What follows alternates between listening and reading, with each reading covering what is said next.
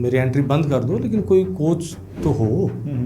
इतने बच्चे मैंने जो इतना संघर्ष किया, स्टेडियम यहाँ तैयार कराया, इतने बच्चे जो है नेशनल मेडलिस्ट और ये निकले हैं, नौकरियाँ लगे हैं। तिहाड़ लगभग 12 बजे मैं पहुँचा हुआ। जैसे ही पहला कदम रखा, मेरा ही शीशे खड़ा है कि नर्क में आके और तुझे स्वर्ग जैसी फील हुई है। प्रयास किया तो फाइलें लगाई, गुहारें लगाई कि जा के भैया, नारे लगाए, हर चीज़।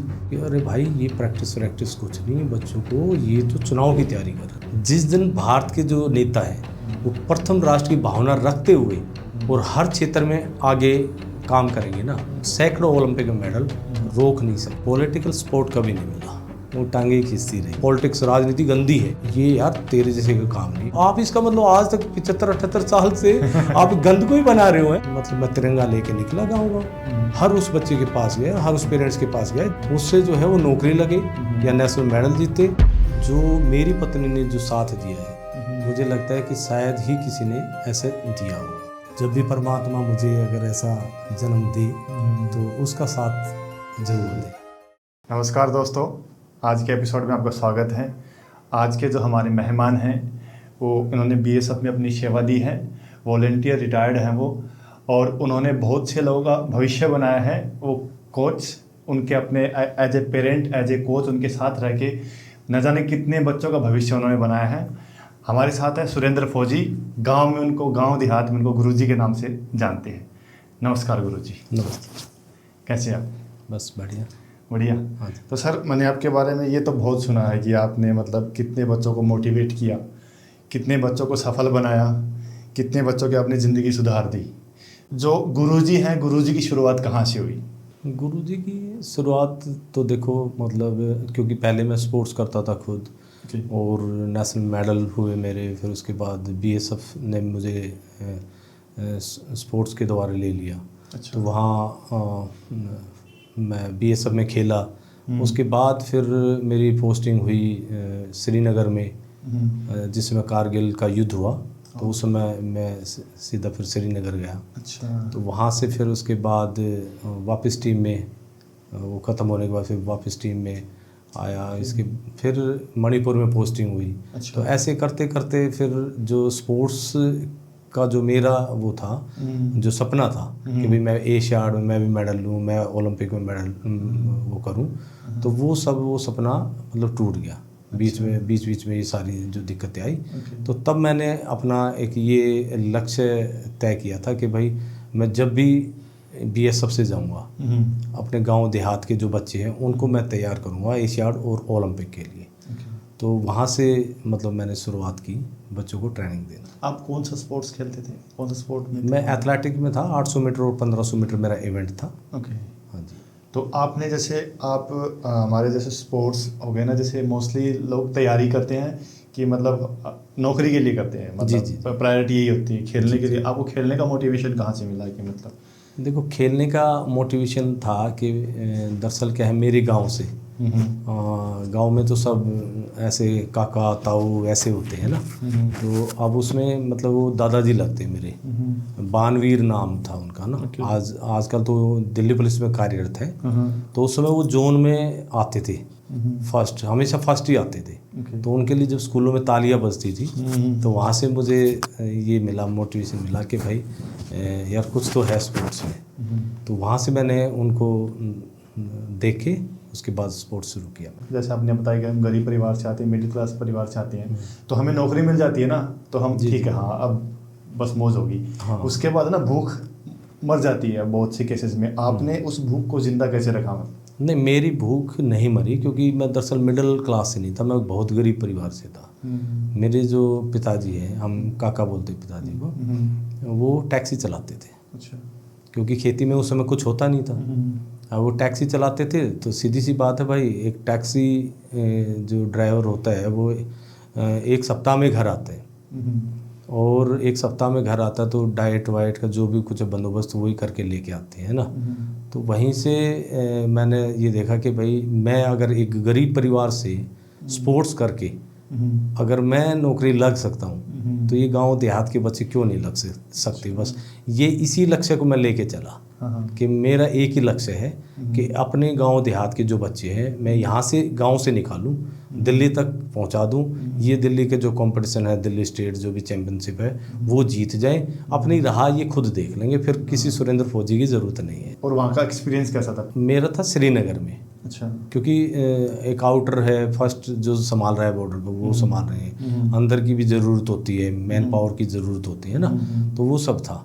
अच्छा। तो वो मतलब वो समय था ऐसा, मतलब कारगिल युद्ध का समय था उस समय। वो जो है पोस्टिंग मेरी वहाँ पर। ओके। मोस्टली मतलब क्या होता है, बीएसएफ तो मतलब बॉर्डर पे ही होता है ना? नहीं, बॉर्डर पे नहीं, उस समय श्रीनगर के अंदर भी बीएसएफ थी। अच्छा, अंदर बीएसएफ। हाँ जी। तो और एक बॉर्डर पे होती है जो आर्मी भी साथ में होती है ना, आर्मी साथ में होती है, बीएसएफ साथ में। और फिर बीएसएफ जो है श्रीनगर में अंदर जो भी कुछ होते हैं, आतंकवादी जो घटनाएं होती है सब, यानी अंदर का जो है शहर जो इलाका है या जो भी गांव के इलाके हैं, वो बीएसएफ उस समय वहाँ पर थी। जो आजकल बीएसएफ की जगह सीआरपीएफ है। अच्छा, सीआरपीएफ। हाँ जी। तो ऐसे चेंज होता रहता है। ओके। और अगर देखा जाए तो मतलब श्रीनगर भी किसी वॉर जोन से कम नहीं है। नहीं, वो इसमें कोई शक नहीं है। उससे काफ़ी मतलब जो अगर मैं बोलूँ कि जो हार्ड जो है वो अंदर का एरिया है। आप सामने सामने तो दुश्मन को पहचान लोगे, अंदर तो सारे अपने ही हैं। वहाँ तो सिर्फ सामने से हाँ जी, यहाँ पे कहीं से भी आ सकती है। जी, अंदर तो अपने ही हैं। अपने को कैसे पहचानोगे आप? कब क्या होगा वो अंदर का नहीं पता है श्रीनगर में। ऐसे ही मणिपुर में है, आप कैसे पहचानोगे? अपना पराया पहचान नहीं सकते। वो तो जो किस्मत में होगा तो होगा। ओके। और आपने बोलते कि आप वॉलेंटियर रिटायर्ड हो ना जी, तो उसके पीछे कोई पर्पज़ था या फिर मतलब कैसे, क्या प्रोसेस क्या था? मुझे आइडिया नहीं इसका, कुछ बताओ। उसका पर्पज़ था कि मैं अगर क्योंकि 20 साल नौकरी करनी पड़ती है ना, तो क्योंकि वो मेरे अंदर अंदर चुभ रहा था। क्योंकि जो सपना था मेरा, ओलंपिक जाना, मेडल लेके आना है, एशियाड जाना, मेडल लेके आना है ना, देश के लिए कुछ करना है, तो ये एक सपना था मेरा। लेकिन अब वो सपना तो पूरा होता हुआ दिख नहीं रहा है। अब तो बस नौकरी करनी है। तो सीधी सी बात है कि भी देश सेवा 13 साल मैंने कर ली। मैंने श्रीनगर भी काट लिया, मैंने मणिपुर भी काट लिया है ना, तो वो सब हो गया। अब जो बात आती है कि जो मेरे जैसे परिवार के जो बच्चे हैं, अब उनके लिए काम करना है।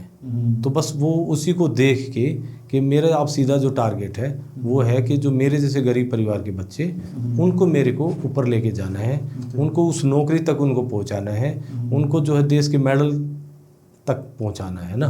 तो वो मेरा एक लक्ष्य बना और उसी लक्ष्य के साथ मैंने सीधे अपने गांव देहात में काम शुरू कर दिया। जैसे किसी भी इंसान का अगर कोई सपना होता, कोई भूख होती है ना, शुरुआत घर से करता है। तो फैमिली प्रेशर कुछ आया बच्चों भी, ऐसा कुछ तू ऐसा बन, तू ऐसा कर, ऐसा कुछ आया? देखो, फैमिली प्रेशर तो बहुत आया। मतलब फैमिली प्रेशर का तो मैं क्या बोलूँ कि एक बार जो है मेरे पिताजी ने जो है ठोका ठाकी भी कर दी थी। अच्छा। कि यार मतलब जो है तू अपने बच्चों को नहीं देख रहा, अपने बच्चों के लिए समय नहीं दे रहा है। तो कहाँ किस दुनिया में चला गया? मतलब अचानक आया और अचानक ये सब वो कर दिया और ठोक दिए। अब ठोक दिए तो भाई ठोक दिए, जन्मदाता है मेरे। तो वो भी सब वो किया कि भाई ठीक है। तो मैं थोड़ा सा ठोकते ठोकते भी थोड़ा ना, हालांकि चुप हो जाना चाहिए, लेकिन मैं यही बोलता था कि वो समय आप देखो, आज आप मजबूत खड़े हो है ना, लेकिन वो समय आप देखो जब आप मेरे लिए कहाँ से कैसे कमा के लेके आ रहे थे ना। तो वो स्थिति और परिवारों में भी है। अगर आप को ये लगता है कि आप जितने मजबूत आज लोग हो चुके हैं, तो ऐसा नहीं है, आप मेरे साथ चलो। तो वो फिर वो ठोक दिए है ना। तो अब वो तो चलो हो गया जो भी हो गया, लेकिन अब इसमें क्या है कि देखो परिवार को समय तो चाहिए है। और आज मैं देखता भी हूँ कि यार क्या से क्या हुआ, मतलब एक जुनून ही लेके गया कि जिन बच्चों से मैंने शुरू की थी, एक अरुण लड़का, अरुण, अभी एयरफोर्स में अभी कार्यरत है वो। तो उस अरुण शुरुआत में आपको मैं बता रहा हूँ ना क्या हुआ। तो मैं छावला में था, एक चाय की दुकान पे बैठा था, अरुण की चाय की दुकान पे बैठा था। उसकी पापा की दुकान थी और वो चाय सप्लाई कर रहा था। अच्छा। जैसे वो एक टोकरी होती है ना, वो लेके जाते हैं। तो क्या है कि जो एथलीट होता है ना, उसको पता लग जाता है कि यार ये बच्चा या कितनी भी एज का हो, तो ये देखता है यार ये बड़ा टैलेंटेड बच्चा है या टैलेंटेड कोई वो है शख्स है कि भाई ये स्पोर्ट्स करता तो बहुत अच्छा करता। तो मैंने देखा यार ये चाल ढाल से मतलब ये अच्छा तैयार होगा। तब मैंने बोला उसको कि बेटा, उससे पूछा कि कौन सी क्लास में है क्या है। वो बोला मैं 7वीं में हूँ ऐसे करके। तो भाई ठीक है। तो मैं बोला स्पोर्ट्स करेगा? तो वो बोला हाँ जी मेरी तो बड़ी इच्छा है ऐसे करके। मैं बोला चलो ठीक है, लेकिन मेरे घर वाले जो है नहीं वो करेंगे, मानेंगे नहीं। तो मैंने फिर उसके घर वालों से बात करी। अब वही सीधी सी बात है, भारत में तो भाई नौकरी का लालच देना पड़ता है। हाँ। तो मैं बोला कि भाई आप सारी ज़िंदगी जो है आप चाय बेच रहे हो, ये बच्चा चाय बेचेगा तो उसके बाद क्या है कि आप क्या करोगे? लास्ट में इसका भी जीवन है, आगे ये भी परिवार, भाई शादी वादी हो जाएगी तो क्या होगा? तो तब जो है उसने बोला कि नौकरी लगेगी क्या मेरे बच्चे की? मैं बोला मेरी गारंटी है। अब इतना तो अनुभव था ही कि भैया इतना वो करके और नेशनल खेलेगा और नौकरी लग जाएगी। और सबसे पहले डिफेंस ही लेता है अपना था, जो एथलीट को है ना वो डिफेंस ही है। और वहाँ से शुरुआत हुई। तो उस बच्चे से स्टार्ट करके और धीरे धीरे एक अरुण, फिर दूसरा एक बच्चा, तीसरा, ऐसे बच्चे करके 15-20 बच्चे तैयार हुए। लेकिन फिर वो 20 दिन 25 दिन ट्रेनिंग करके ना सब गायब हो गए। अब वो मैं बोला यार ये तो क्योंकि दर्द हुआ ना बच्चों को। हाँ ये सब। और बोला यार रोज़ रोज़ ये एक ही चीज़ दौड़ लो 4 बजे उठ के। तो तब वहाँ से उसको एक कंपटीशन बिजवासन में हुआ था। अच्छा। एक हरविंदर राणा बिजवासन का एक मेरा दोस्त का मेरा जूनियर था। अच्छा। तो वो एथलीट था, तो वो कंपटीशन कराता रहता था। तो उसने जब ये लेके गए तो मैं ले गया, अरुण वहाँ जीत गया। फर्स्ट आया। तो फर्स्ट आया तो फिर बच्चों ने सोचा यार ये तो अरुण तो बाजी मार गया भाई। तो वापस फिर बच्चे आए और उसके बाद तो 250-300 पता ही नहीं लगा। ये सब अरुण से स्टार्ट हुआ।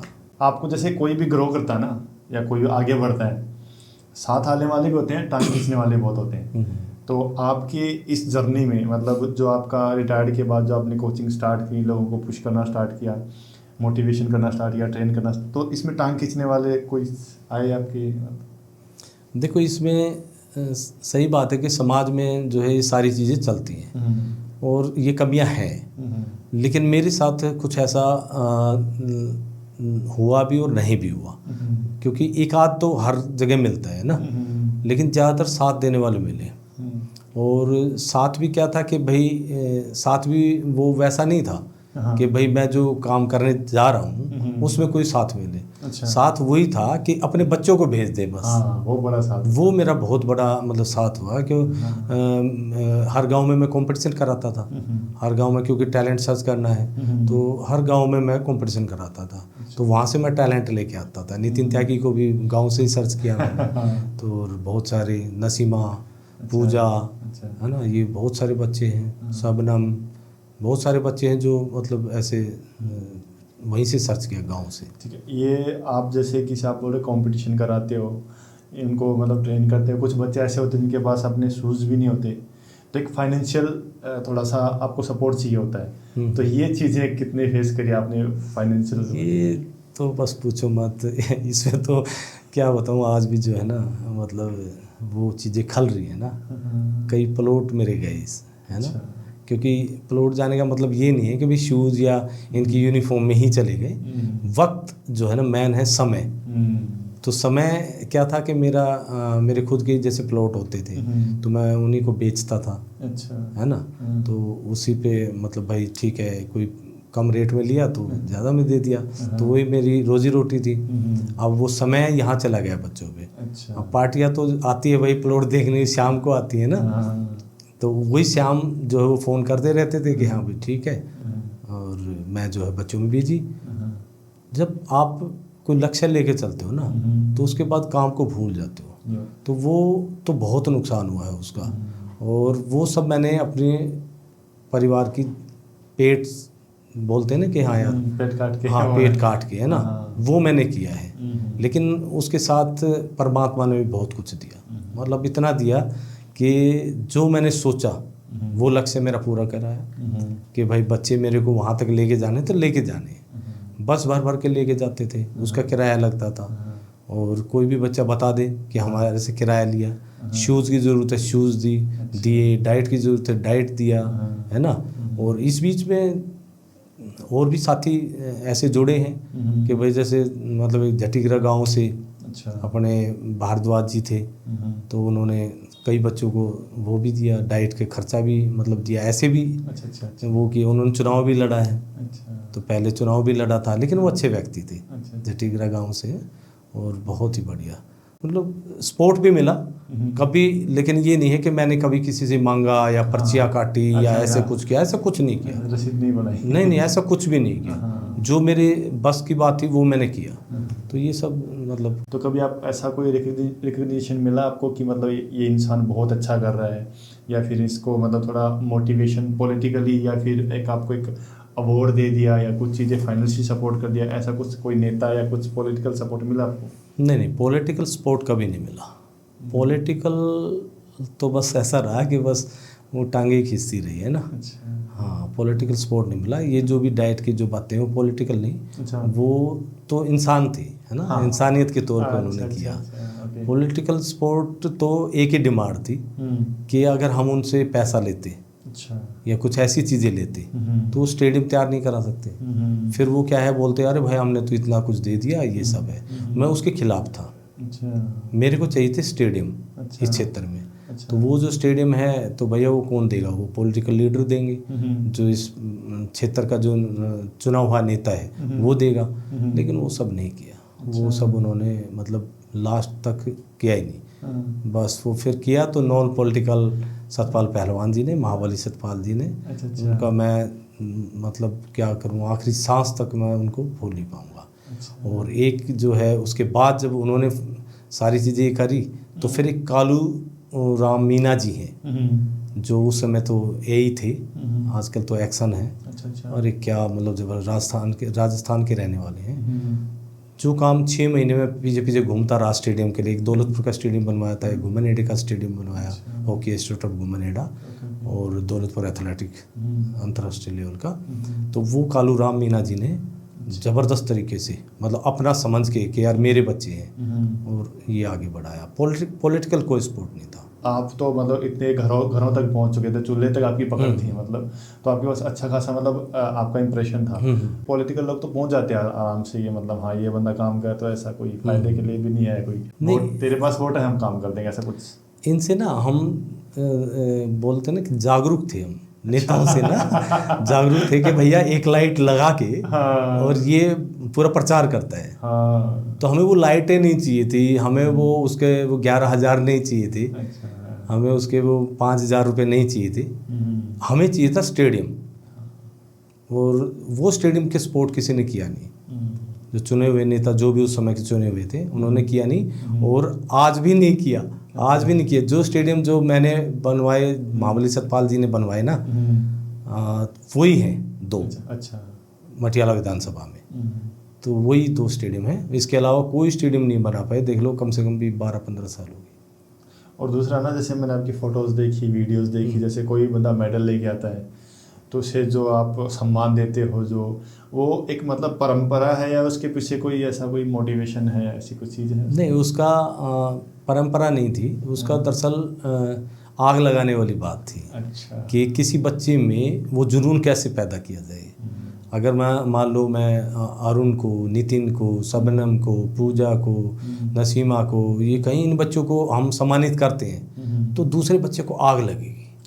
यार ये मतलब ऐसे कैसे माला पहन रहे हैं, या ऐसे सम्मान कैसे हो रहा है, पगड़ी से सम्मान कैसे हो रहा है। तो वो आएंगे फिर, है ना, वो उस ट्रैक तक पहुंचेंगे, वो आके पूछेंगे जी कैसे होता है, क्या होता है। तो फिर मौका मिलेगा हमें प्रैक्टिस कराने का, है ना। तो आग लगाने वाली बात थी, बच्चों में जुनून पैदा करने वाली बातें थी, इसलिए हम गाँव में ये सभागति वगैरह ये सब करते थे। और दूसरा, अभी जैसे स्पोर्ट्स में ना शॉर्टकट्स बहुत आ गए हैं ना, आप जानते हैं मतलब चीज़ें, स्टोराइड, हाँ बहुत ज़्यादा, बिल्कुल। तो ये चीज़ें कितना मतलब ये पॉजिटिव कितना जा रहा है, नेगेटिव कितना जा रहा है आपके हिसाब से?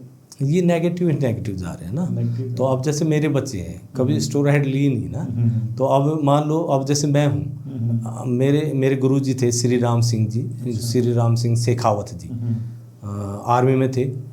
तो उन्होंने वो ओलंपियन थे, और एशियाड का कम से कम 40-42 साल के बाद रिकॉर्ड टूटा उनका।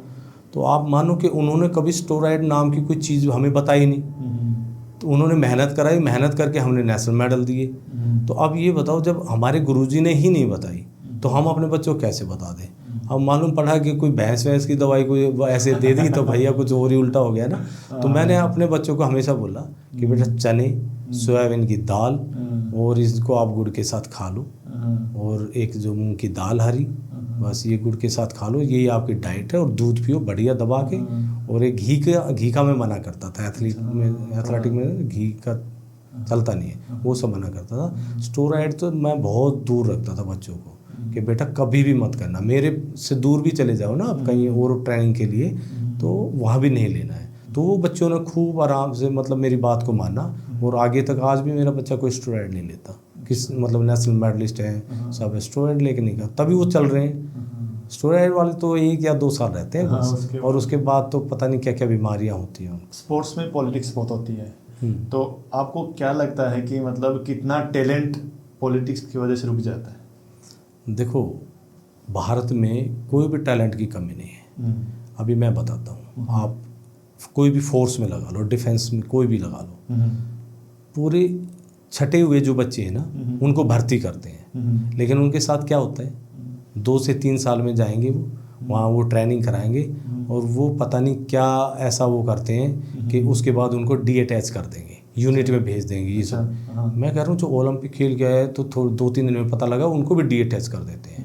तो ये क्या खेल चल रहा है? खाली एक नौकरी करने का, यानी जो कोच बनता है ना, वो अपनी नौकरी मेरी कैसी, मैं यहाँ टाइम पास करूँ, कैसे करूँ। वो जो ऑफिसर होते हैं उनको क्या वो करता है, सब यहाँ खेल चला हुआ है।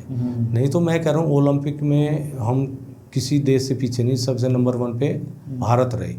ये छोटी सी चीज़ भी कर दे ना, कि जो फोर्स है, जितनी भी अर्धसैनिक बल है या आर्मी, एयरफोर्स, नेवी, कोई भी है, उसमें इतना सा कर दें कि भैया जब तक स्पोर्ट्स में निचोड़ ना हो जाए ना बच्चे का, तब तक उसको वहीं रखें। क्या है ड्यूटी, तो फिर भी बाद में भी कर सकता है, लेकिन आप 1-2 साल 3 साल में ही आप साइड कर दोगे उस बच्चे को, तो क्या फ़ायदा है?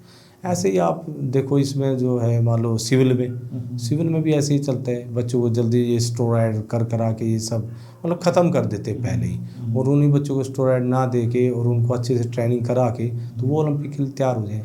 लेकिन मेरा मानना ये है कि मैं जितने भी डिफेंस के ऑफिसर हैं या उनसे भी आपके इस चैनल के माध्यम से मैं निवेदन करना चाहता हूँ कि आप उन बच्चों को समझो, वो ओलंपिक में मेडल दे सकते हैं। कितने ऐसे बच्चे हैं जो खुद मतलब भटक रहे हैं, इतनी अच्छी परफॉर्मेंस दे के भी वो बच्चे भटक रहे हैं, और उनको वो साथ नहीं मिल पा रहा है। जो फोर्स के जो कोचेस होते हैं ना, उनका वो साथ नहीं मिलता है, और डीअटैच कर देते हैं उनको। एक नई टर्म अभी थोड़े साल पहले इंट्रोड्यूस हुई डिफेंस में, अग्निवीर।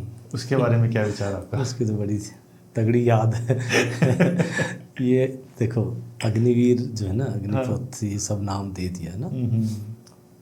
तो क्या है कि अब ये 4 साल की एक वो कर दिया ना नौकरी भाई, सब देश सेवा के लिए, मतलब कितने बच्चे तैयारी करते थे। अब इसका सबसे ज़्यादा असर पड़ा गरीब और मजदूर, किसान, उनके बच्चों पे ये असर पड़ा। तो वो सारा कुछ देखते हुए मुझे अच्छा लगा नहीं वो। मैंने इसका विरोध किया। वो विरोध किया मैंने ढासा बस स्टैंड, नजफगढ़। अच्छा। अब मेरे अपने स्टूडेंट नहीं थे, वो दूसरी अलग अलग एकेडमी के स्टूडेंट थे। अच्छा। और मैंने बुलाए भी नहीं थे। तो अब वो बच्चों का प्रेशर इतना वो हुआ कि भाई मैं तो नाराज़ था ही।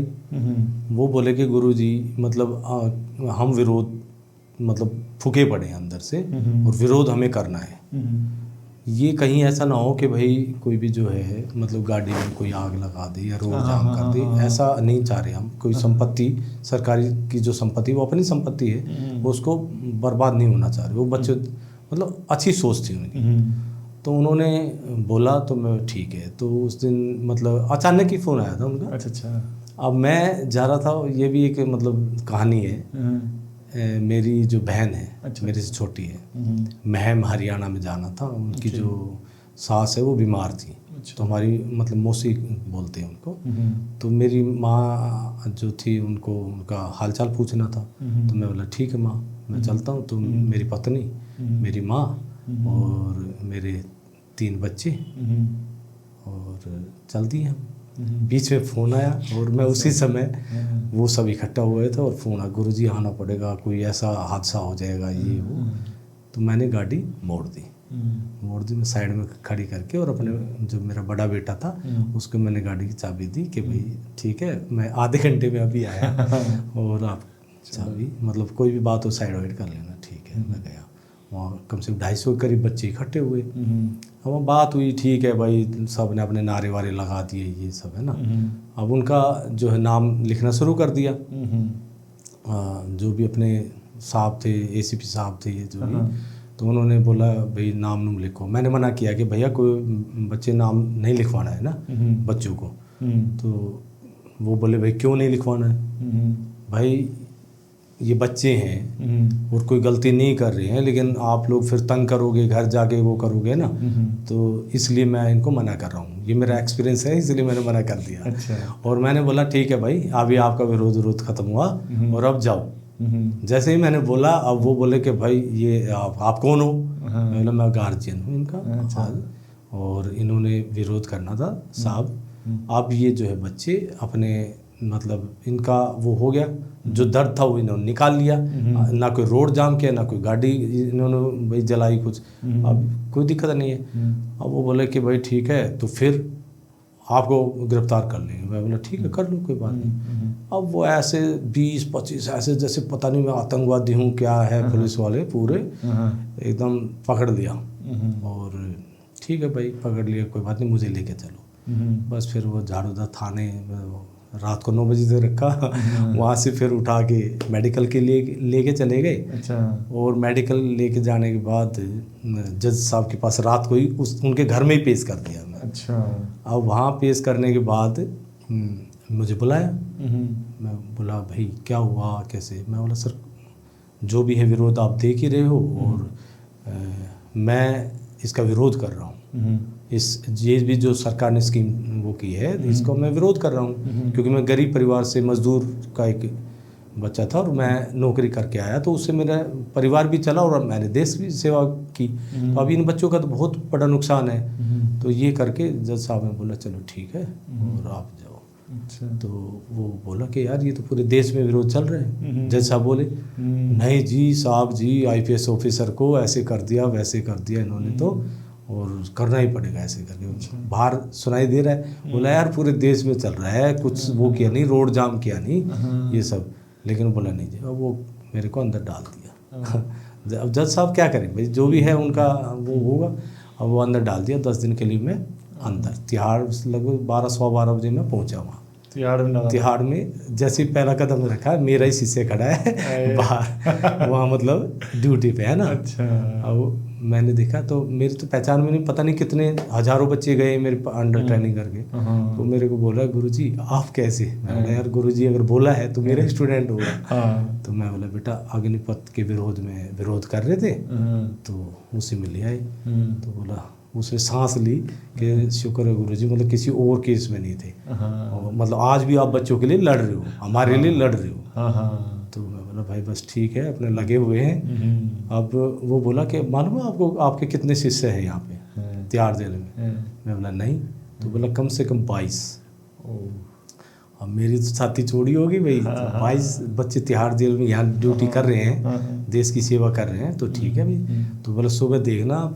तो मैं बोला चलो ठीक है, 4 नंबर जेल में है। अच्छा। चला गया और वहाँ जाके देखा कि भाई मतलब सुबह हर आधे घंटे में गुरुजी कहाँ है, गुरुजी कहाँ है। अब वहाँ जो है कोई जेल को ना कैदी संभालते हैं। अब मैं तो पहली बार जेल में गया था। अच्छा। कैदी संभालते हैं। तो अब वो कैदी को बोल रहे हैं, मतलब जो भी उसका लीडर है जेल का, उसको बोला भाई गुरुजी को कोई दिक्कत नहीं होनी चाहिए, चाय पानी जो भी कुछ है बढ़िया। अब वो जितने कैदी थे वो खड़े हुए देख रहे यार क्या मतलब ऐसा क्या चीज़ आ गई। अब हो गया ऐसा मामला।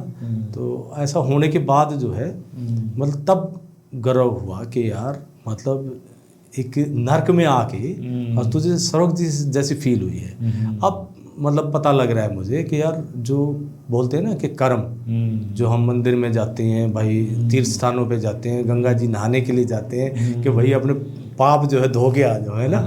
तो वहाँ देखा कि पाप और पुण्य यहीं दूर है, जो यहीं मिल रहा है। तो नर्क है जेल, तो भाई मैं तो बोलूँगा कोई ना जाए, कोई नहीं। नर्क है वो। और वहाँ जो देखने को मिला हर आधे घंटे बाद, और बच्चे आ रहे हैं और पूछ रहे हैं गुरुजी क्या ठीक हो ये वो, तो अच्छा लगा कि भाई बहुत मतलब जिसको बोलते हैं ना, मतलब एक तरह से मतलब रोया भी मैं कम से कम भी, मतलब ये मान के चलो 1-2 मिनट साइड में, मतलब कि यार ठीक है जो कर्म किया आज मिला है, मतलब जो पैसा मेरा गया, जो धन मेरा लगा वो आज मिल गया मुझे। तो वहाँ से मुझे लगा कि हाँ मैंने जो मतलब खोया तो कुछ नहीं, मतलब पाया ही पाया है, क्योंकि जब मेरे बच्चे आगे निकल रहे हैं तो एक कमाई की बात थी, तो कमाई भी आज मेरी पूरी होगी।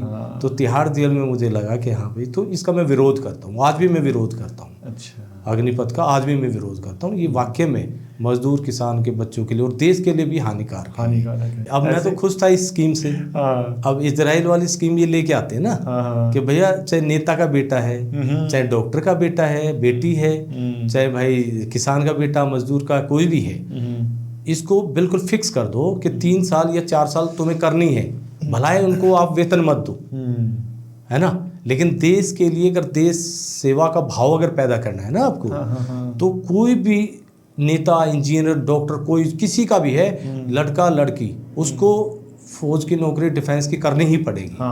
तो आपका बहुत अच्छा डिसीजन था ये सरकार का। मैं मानता हूँ कि भाई हम तो बहुत स्वागत करते, लेकिन इन्होंने क्या किया, वही मजदूर गरीब पे जो है मामला कर दिया।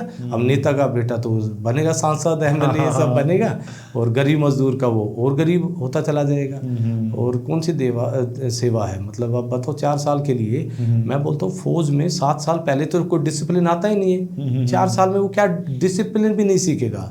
जो बातें हमें फैलाई गई ना कि भैया ऐसे बेरोजगार पड़े हुए हैं और ये तो डिसिप्लिन में आएंगे, वो होगा ये होगा, कोई 7 साल से पहले डिसिप्लिन नहीं होता है। ठीक है, एक वो अपने सीनियर का आदेश मानता है, लेकिन मैं तो फौज में रहा हूँ, मुझे पता है अनडिसिप्लिन मतलब लगभग है। 7 साल के बाद उसको लगता है भैया तुझे रिटायरमेंट जाना है, पूरा ओके रहना पड़ेगा और एक मतलब ठीक से वो करना पड़ेगा, तब उसका व्यवहार ठीक होता है। 7 साल से पहले तो उसका व्यवहार ही ठीक नहीं होता है। देखो, अगर आप उसकी लाइफ की सिक्योरिटी नहीं दे रहे हो, हाँ, तो क्यों डिसिप्लिन दिखाएगा वहाँ? बिल्कुल बिल्कुल।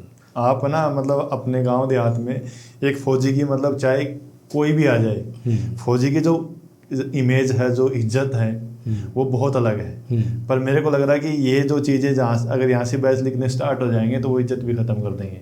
इज्जत खत्म ही है ना जी। अभी 4 साल के बाद देखना वही पिट्ठू लेके बेचारे घूमेंगे। हाँ, वही तो। और बोल दिया गया है ना भैया, सिक्योरिटी जो प्राइवेट सिक्योरिटी ना, उनमें आपको ये लगाएंगे वो लगाएंगे, है ना भाई, ये तो कर ही रहे हैं ना, 21-22-20 हज़ार में तो कर ही रहे हैं। 4 साल में भी वो 25,000 पहले 21 कर रहे हैं, लास्ट तक 25,000 ही मिलेंगे उनको। और सारी चीज़ें ख़त्म कर दिया उनका जो है आपका, और जो सुविधा जो मिलती थी वो भी सब वो ख़त्म कर दिया। कहने के तो बाहर कुछ भी बोल रहे हैं, है ना, कि भाई नहीं जी ये सब है, लेकिन वो 4 साल के बाद ये बच्चे निकलेंगे ना, तब असली जो तस्वीर है वो तब निकलेगी। तो मैं तो इसका विरोध करता हूँ अग्निपथ।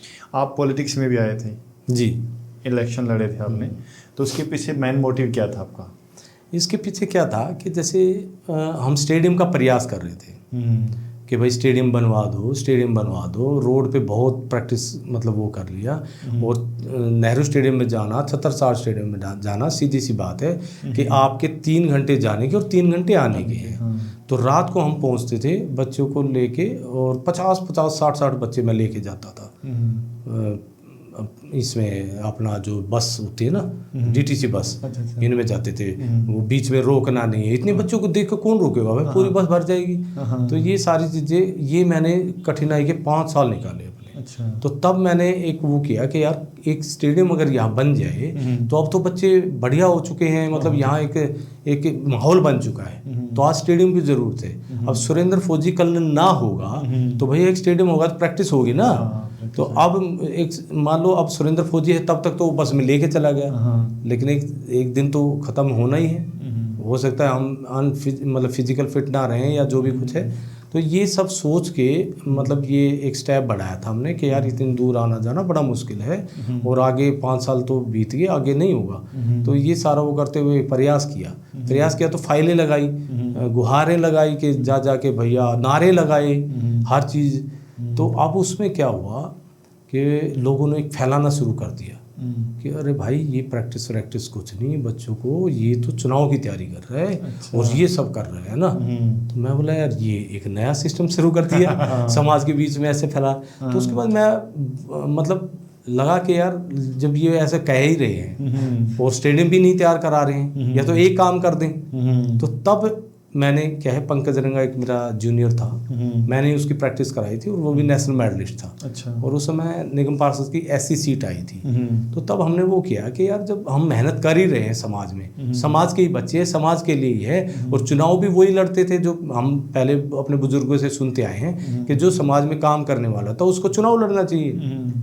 तो वो करके हमने उसको चुनाव लड़ाया फिर पंकज रंगा को। तो पहला चुनाव वो हार गए, हम तो सोच रहे थे भाई जीतेंगे ये। तो वो ऐसा लगा कि यार ये तो क्या मतलब समाज में तो कुछ मामला है ही नहीं जो समाज में काम करने वाला है, वहाँ तो वही जीतते हैं भाई जो दिखावा होता है, जो दिखावा कर दे, जिसके पास बहुत फॉर्चूनर है, ओडी गाड़ी है, ये सब, तो उसको समाज के लोग बोलते हैं कि वो ही चुनाव लड़ सकते हैं। बाइक पे, साइकिल पे जो आप लोगों की सेवा कर रहा है, जो ओलंपिक या एशियाड की जो तैयारी करा रहा है, और उससे पहले देखो हमने स्टेडियम भी तैयार करा दिया। तो तब जो है मतलब उन्होंने जब नहीं कराया ना, तो तब हमने फिर ये वो लिया निर्णय कि भाई चुनाव वो करेंगे। तो तब पंकज रंगा जो साथी मेरा, उनको चुनाव लड़ाया। सिस्टम को बदलना तो सिस्टम का हिस्सा बनना पड़ेगा। हाँ वो किया, और उसके बाद हार नहीं मानी हमने। मैं बोला भाई अब जो है स्टेडियम का भी बेड़ा मतलब उठाना पड़ेगा। तो चुनाव तो ठीक है लड़ा, लेकिन उसके बाद फिर मतलब फाइट करी मतलब प्रशासन से। तो गुरुजी थे महाबली सतपाल पहलवान जी, तो क्योंकि मेरी मुलाकात हुई नहीं थी कभी, तो मैं धन्यवाद करूँगा मतलब हमारी जो आशा अग्रवाल मैडम जी थी, वो भी अधिकारी थी बड़ी छत्रसाल में, उनसे जूनियर थी। अच्छा। महाबली सतपाल जी से।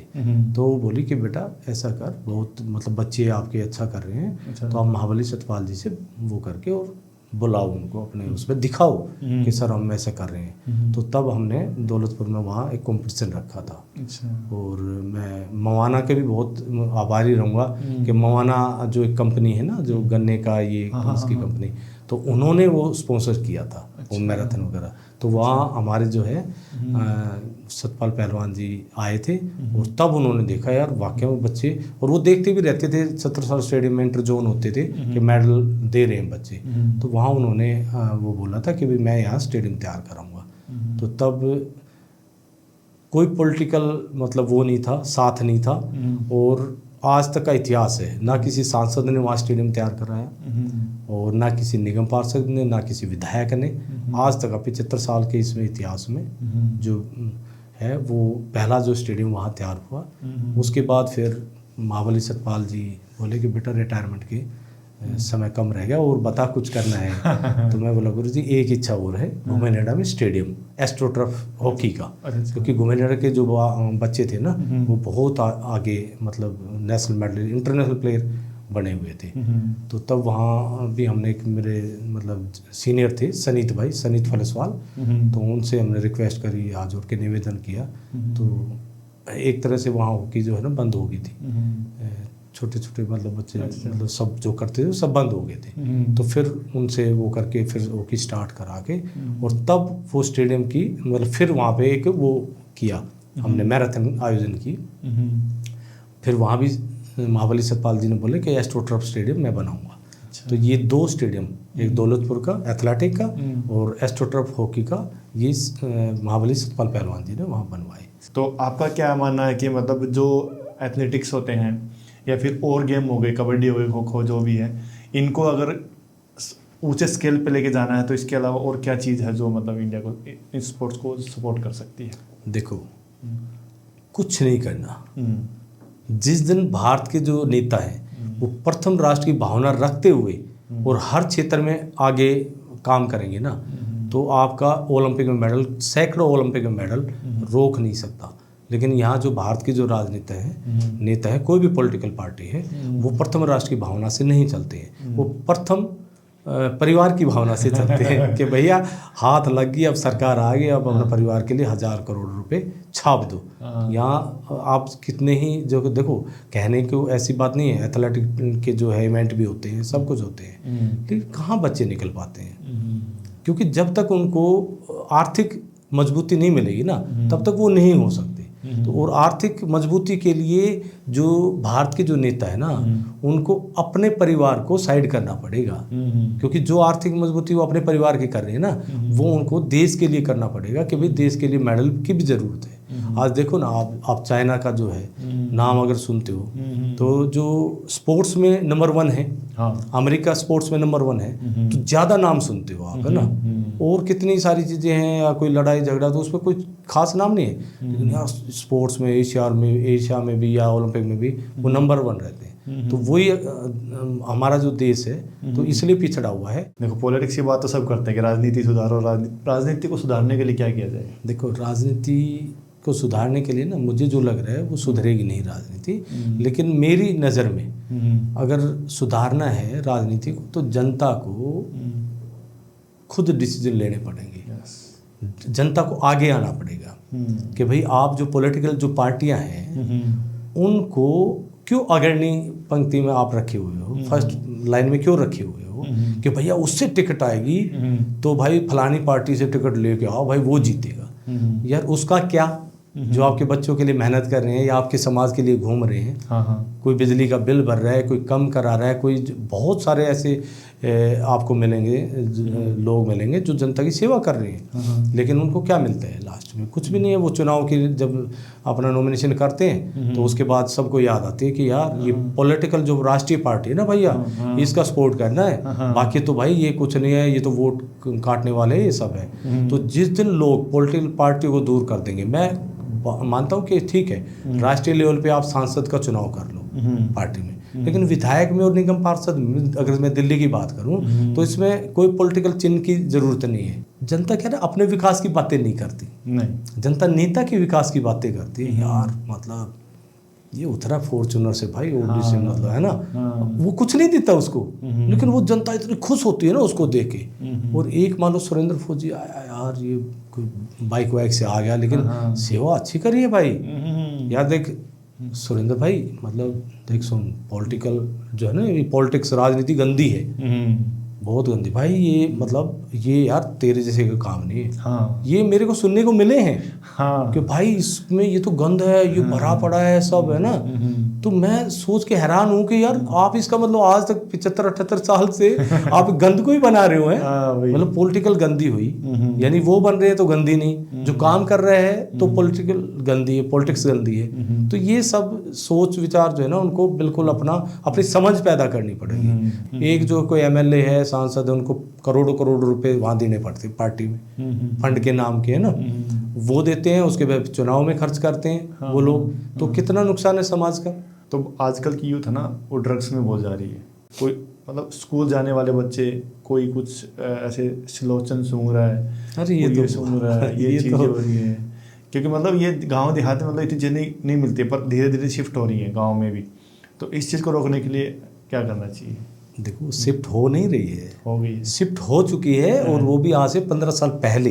अच्छा। मेरे कितने सारे स्टूडेंट हैं ये जो सिलोचन वगैरह का यूज़ करते थे। अच्छा। और आज वो आर्मी में है ना।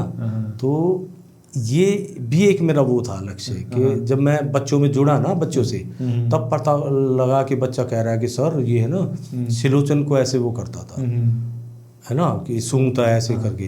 तो मैं तो एकदम जमीन खिसक गई नीचे, यार कि मतलब यहाँ भी हो रहा है। तो ऐसे, अब मैं नाम नहीं लूँगा, एक बेटा है, एक स्टूडेंट था, तो ठीक नहीं लगता है ना, तो उसको उसकी शिकायतें आती थी।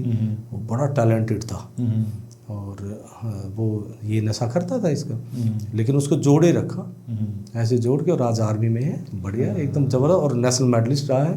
तो ऐसे ये स्पोर्ट्स अगर हम ये पूरा मतलब अच्छे तरीके से अगर कराया जाए तो ये भी सब छूट जाएगा बच्चों का। अभी कुछ और बचा है कवर करना है, सब कवर हो गया, या फिर यही करते रहना है? नहीं, अभी गोल मेरा बचा हुआ है, लेकिन मैं अभी रुका हुआ हूँ। रुका नहीं, रोक दिया गया। पॉलिटिकल पार्टी जो थी, जो अपनी आई थी नई, है ना, तो इनके जो MLA था तो रोक दिया वो गोल। गोल बहुत बड़ा था, शायद वो चलता तो आज मुझे लग रहा है कि हर गांव में स्पोर्ट्स कॉम्प्लेक्स होता। अच्छा। ये मेरा एक सपना था, वो सब रुक गया। तो अभी ठहरा हुआ हूँ। कॉम्प्लेक्स बनाने हैं आपको क्या? हाँ, कॉम्प्लेक्स बिल्कुल मेरा मतलब सपना है ये। अच्छा। हर गांव में कॉम्प्लेक्स बनेंगे और सरकार बनाएगी उसको। ओके। जिस दिन जनता ने मौका दिया मुझे तो उसी दिन देखना हर गांव में कॉम्प्लेक्स होगा और हर स्पोर्ट्स का होगा। अगर ये गांव स्पोर्ट्स कॉम्प्लेक्स नहीं बने तो आप आज तो 90% है, आप 100% भी नशे में देखेंगे और परिवार खत्म होंगे। किसी ज़रूरत नहीं है चाइना कोई दुश्मन आएगा मारेगा, पाकिस्तान की कोई ज़रूरत नहीं है मारने की, ये हम खुद ही मर जाएंगे।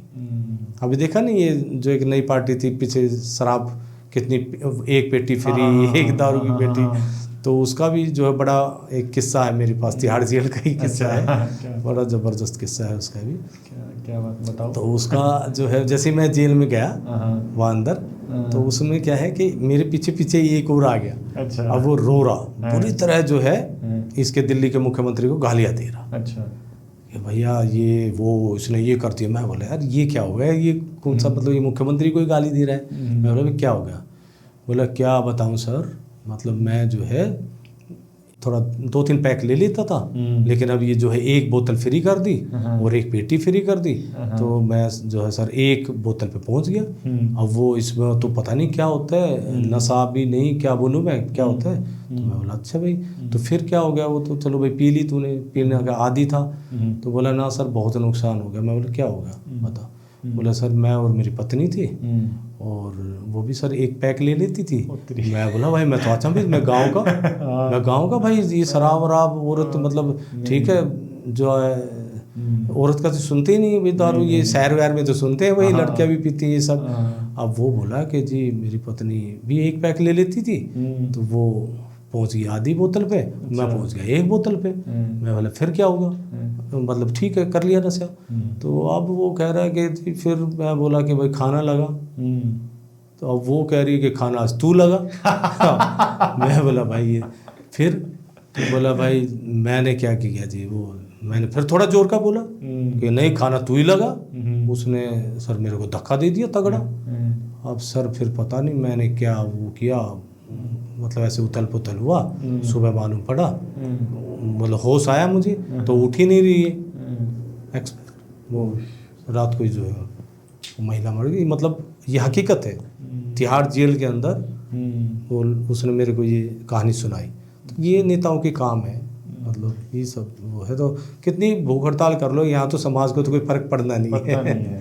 जिस दिन समाज सोचेगा ना, जिस दिन समाज विचार करेगा कि भैया हमें अपने बच्चों का विकास चाहिए, हमें अपने परिवार का विकास चाहिए, ये फ्री योजना फलाना ये सब ये नहीं चाहिए, हमें नौकरी चाहिए अपने बच्चों के लिए। तो जिस दिन समाज खड़ा होगा तभी स्पोर्ट्स का भी भला होगा, तभी इन बच्चों का भी भला होगा, तभी जनता का भी भला होगा, तभी परिवारों का भला होगा। इलेक्शन लड़ना आज के टाइम पे होता है कि सीधे सीधे दुश्मनी लेना, ठीक है। अगर आप जीत गए तो वाह वाह, अगर आप हार गए तो आपका जीना थोड़ा सा मुश्किल हो जाता है। सही बात तो है। आपका जो इलेक्शन हारने के बाद क्या कोई समस्या आपको आई या सामना करना पड़ा, किन समस्याओं का? इलेक्शन हारने के बाद तो बहुत समस्या आई। जैसे प्रैक्टिस करा रहे थे दौलतपुर गांव में ना, तो वहाँ पे जो है डेरा डाल दिया विधायक ने, जो नई पार्टी बनी थी, तो उसके विधायक ने वहाँ डेरा डाल दिया कि भैया अब प्रैक्टिस नहीं कराएगा और गेट से बाहर। मुझे तो पता ही नहीं लगा, प्रिंसिपल ने मीटिंग बुला रखी थी गांव की, दौलतपुर गांव की मीटिंग बुला रखी थी। अच्छा। तो उसमें वही जो कुछ लोग होते हैं उन्हें पॉलिटिकल जो पार्टियों की साइड में होते हैं, तो मैंने बताया कि भाई ठीक है आप मेरी एंट्री बंद कर दो, लेकिन कोई कोच तो हो। इतने बच्चे मैंने जो इतना संघर्ष किया, स्टेडियम यहाँ तैयार कराया, इतने बच्चे जो है नेशनल मेडलिस्ट और ये निकले हैं, नौकरियाँ लगे हैं, तो वो आगे चलना चाहिए ना। बच्चे भाई आज एक प्रैक्टिस करके आगे निकला तो दूसरी एक खेप तैयार होनी चाहिए। तो बोले कि भाई अब तो कोच लगे ना लगे लेकिन आपको बाहर होना पड़ेगा। अच्छा। बोले यार ऐसे कैसे हो जाएगा? तो फिर भूख हड़ताल पे बैठना पड़ा। स्कूल दौलतपुर जो गवर्नमेंट स्कूल था उसके सामने बैठ गए भूख हड़ताल पे। अब वहाँ भूख हड़ताल पे बैठे रहे तो ठीक है जी, वो 300-350 बच्चे आते थे और वो भैया सब गायब। पता नहीं कौन सा ऐसा प्रेशर आया क्या नहीं, 50-60 बच्चे मेरे साथ बैठे हैं। अच्छा। तो ये भी समाज में एक कमी है कि भाई लड़ते नहीं। अब अपने शहीद भगत सिंह जैसे और भाई सुभाष चंद्र बोस जैसे लड़के चले गए, लेकिन इनको लड़ना कभी नहीं आया। आम जनता है ना, ये लड़ना सीखी ही नहीं। तो ऐसे करते करते जो है वहाँ पे मतलब भूख हड़ताल में बैठे। भूख हड़ताल के बैठने के बाद कई दिन लगे। कई दिन लगे बाद प्रशासन आया। प्रशासन आने के बाद वो बोला कि भाई देखो सुरेंद्र भाई, बहुत अच्छा काम किया आपने, भाई स्टेडियम भी आपकी मेहनत से ये तैयार हुआ है, सारा काम बढ़िया किया, लेकिन अभी जो है पॉलिटिकल दबाव है, तो आप कुछ दिन के लिए कोई बात नहीं, आप मत आओ इसमें और हम परमिशन देंगे। तो उन्होंने अपना काम भी किया, परमिशन भी दी, लेकिन 1.5 साल लगा उस परमिशन में। अच्छा। हाँ जी। तो मैं फिर एंट्री करी मैंने, बच्चे फिर जुड़ना शुरू हुआ। अच्छा। अब वो एक ही सप्ताह हुआ था, तो वो विधायक को फिर पता लग गया। अब विधायक को पता लग गया तो वो बोला कि भाई ये तो ठीक है।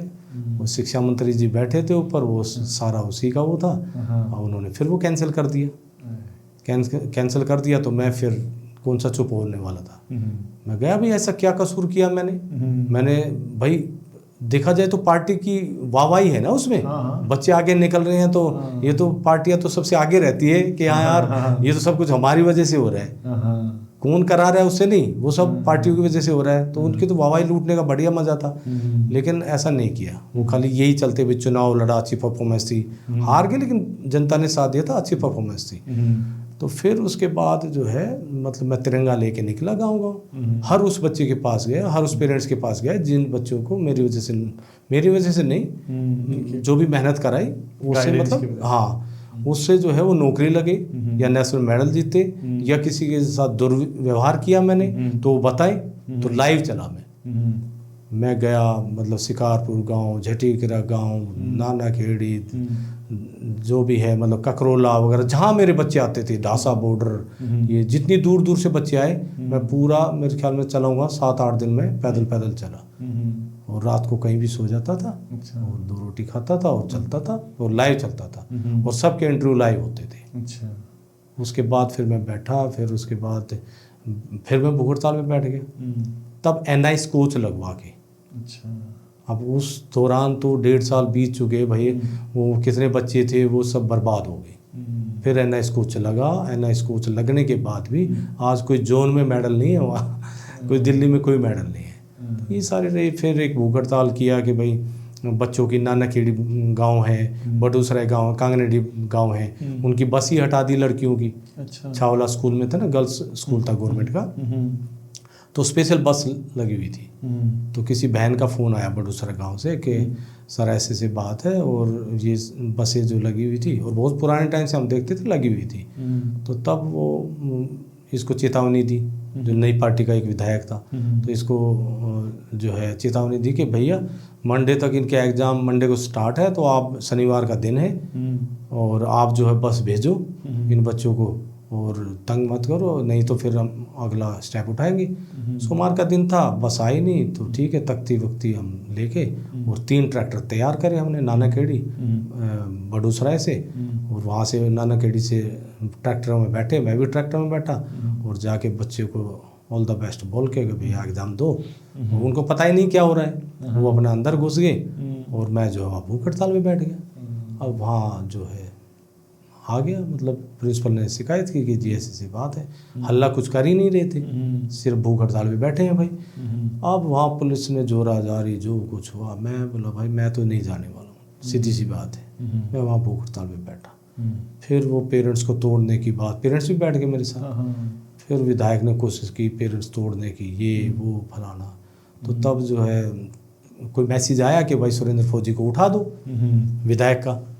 तो मैं जो है आ जाऊँगा वहाँ बात करने के लिए। तो मैं बोल रहा था उनको भाई कोई भी मैसेज जो लेके आया, मैं कोई उस विधायक का जेठ तो लग नहीं रहा हूँ कि भाई ज़्यादा उसको ये लग रहा है कि मैं जेठ की भूमिका निभा रहा हूँ, तो मैं एक तरफ मुँह कर लूँगा, वो जो एक तरफ मुँह करके आपसे बात कर लेगा, और बस चला दे, सीधी सी बात है। हमें तो भाई बस बच्ची जो लड़कियां हैं, बेटियां हैं, उनके लिए बस चाहिए, बस वो चलवा देगा तो हम भी उसी बस में कहीं बोनट वोनट पीछे लटक के चले जाएंगे और अपना वो जो है बच्चों का काम पूरा हो जाएगा। तभी राजनीति में मतलब इलेक्शन फिर से लड़ना है आपको? नहीं, अभी मेरा कोई इरादा नहीं है। क्योंकि देख लिया कि भैया ये जो है जो ऑडी है, फॉर्च्यूनर है, भैया उन्हीं को चाहते हैं। तो पहले उनसे मन भर लेंगे। अब तो मैं कुछ और बड़ा करूँगा। अच्छा। और बहुत बड़ा करूँगा, है ना। तो फिर उसके बाद अगर जनता बोलेगी कि नहीं भाई अब मतलब हमने ये बहुत देख लिए हैं, अब एक बार सुरेंद्र फौजी की अंतिम इच्छा एक बार पूरी कर दें कि यार ये बच्चों के लिए राजनीति में जीतने के बाद, कोई भी चुनाव जीतने के बाद ये जो करना चाह रहा है तो एक मौका इसको दे दे, सुरेंद्र फौजी को। वो जनता बोलेगी तो ठीक है, वो चुनाव लड़ा जाएगा, और नहीं तो हाथ जोड़ लिए अपना, ठीक है भाई जो लड़ रहे हैं आपके लिए और जिन पे आपको भरोसा है उनको लड़ाओ और जिताओ। तो थ्रू आउट पूरी जर्नी में आपकी पत्नी का, आपकी अर्धांगिनी का कितना साथ था, कितना सपोर्ट था? देखो सीधी सी बात है कि हम जितना मर्जी कुछ भी करने चले हैं ना, जब तक पत्नी का साथ नहीं होगा ना तो आप कभी कुछ नहीं कर सकते। तो जो मेरी पत्नी ने जो साथ दिया है, मुझे लगता है कि शायद ही किसी ने ऐसे दिया होगा, चाहे बच्चों की परवरिश से लेके, क्योंकि मुझे तो समय मिलता ही नहीं था और मैं तो बच्चों में लगा रहता था, दूसरे बच्चों में। लेकिन उसने जो है अपने बच्चों को भी संभाला, और साथ में मैं बोलता हूँ कि जो मेरे जो स्टूडेंट थे उनमें भी मेहनत करती रही। हर प्रोग्राम में, हर उसमें कोई भी चीज़ें हैं उसमें मतलब अच्छा सपोर्ट किया, मतलब आगे बढ़ चढ़ के प्रोग्रामों में शामिल होती थी, हेल्प करती थी, ये सब। और आज उसी का नतीजा है कि भाई जैसे बच्चों में हमने मेहनत करी तो आज मेरी बेटी डॉक्टर है, MBBS डॉक्टर है, और लेडी हार्डिंग से दिल्ली से ही किया है। अच्छा। तो ये सब उन्हीं का नतीजा है। तभी तो मैं थोड़ा सा ये जो लगता है ना मुझे कि यार मतलब काफ़ी पैसा खर्च हुआ, तो ये यहाँ पूरा होता है। तो मेरी पत्नी ने जो सहयोग किया तो उसका तो मैं ऋणी रहूँगा सारी ज़िंदगी। और मैं तो बोलता हूँ भाई जब भी परमात्मा मुझे अगर ऐसा जन्म दे तो उसका साथ ज़रूर दे, है ना। वो हमेशा मेरी पत्नी बन के आए या जो भी है, जो भी मुझे बनाए परमात्मा, लेकिन वो जोड़ी मतलब बनी रहे। तो आपने अपनी बेटी का, आपके बच्चे कितने, मैंने पूछा नहीं? मेरे देखो 4 बच्चे हैं। अच्छा। सबसे बड़ी जो है बेटी है, वो MBBS डॉक्टर है दिल्ली में, और बेटा मेरा अभी BBA कंप्लीट हो जाएगी, और फिर 2 जुड़वा हैं। अच्छा। अब मैं कुछ और बोलूँ, मतलब छोटे भाई के हैं लेकिन वो नाराज़ हो जाते हैं। अच्छा। दोनों ना पापा बोलते हैं, तो मैं बोलूँगा ना कि भाई ये कोई भी पूछता है यार जुड़वा, फिर मेरे सफ़ेद बाल वगैरह देख के ना, अभी वो 11-12 साल के हुए हैं। अच्छा। तो बोलते हैं, तो मैं बोला मेरे बच्चे हैं। तो अब वो नाराज़ हो जाते हैं, तो इसलिए मैं बोलता हूँ कि भाई वो मेरे ही बच्चे हैं। तो वो अभी 7th में अभी आ जाएंगे। अच्छा। वो भी अच्छा कर रहे हैं, तो अच्छी परफॉर्मेंस रहेगी। 4 बच्चों को मेरी पत्नी देखती है। जो छोटा भाई है ना वो गांव में रहता है। अच्छा। मैं यहाँ रहता हूँ श्याम विहार में, तो मेरी पत्नी देखती है 4 बच्चों को। स्पोर्ट्स का काम मेरा है, एजुकेशन मेरी वाइफ का है। अच्छा। और जो सीधा कोथली जो देसी भाषा में बोलते हैं बहनों का रिश्तेदार, वो मेरा भाई है छोटा। अच्छा। अमन है ना, वो भी बहुत है, मतलब उसके कारण भी मतलब मैं बहुत चला हूँ। नहीं तो मुझे लगता है कि ऐसे भाई आजकल साथ नहीं देते हैं। लेकिन इतना कुछ मैंने परिवार का मतलब मैं बताया ना, पैसा बहुत लगाया, तो भाई विरोध भी कर सकता था। कर सकता। लेकिन मेरे भाई अमन ने कभी विरोध नहीं किया। छोटा मतलब बहुत भाई तो करता ही करता, मतलब पत्नी मतलब सबसे पहले, क्योंकि अपने बच्चों को देखो। हाँ, है ना? बिल्कुल। हाँ। पहले होता है कि अपने बच्चे क्या, अपने बच्चों को देखो ना, आप समाज के बच्चे सुधारने चले गए हो, तो वो चीज़ें कहीं नहीं। वो तो काफ़ी मतलब शुरू मतलब साथ दिया। स्टार्टिंग में थोड़ा सा भाई था कि यार मतलब अपने बच्चों को देखो ऐसे ना, लेकिन धीरे धीरे मतलब उस पर भी काफ़ी मतलब थोड़ा वो रहा। एक जैसे गुरुकुल एक हमने बनाया था घुमनेड़ा के लिए ना। अच्छा। तो वो यही था कि भाई जो कुछ पेरेंट्स ना दारू पीते थे और वो बच्चों को भी पीटते थे। तो मैं बोला यार इतने अच्छे बच्चे हैं, ये अच्छे मतलब परफॉर्मेंस करेंगे, तो इनको क्या ऐसा किया जाए। तो तब वो गुरुकुल की योजना बनाई कि खाना पीना इन बच्चों का यहीं हो जाए, इकट्ठे रहेंगे, इकट्ठे ट्रेनिंग करेंगे, है ना।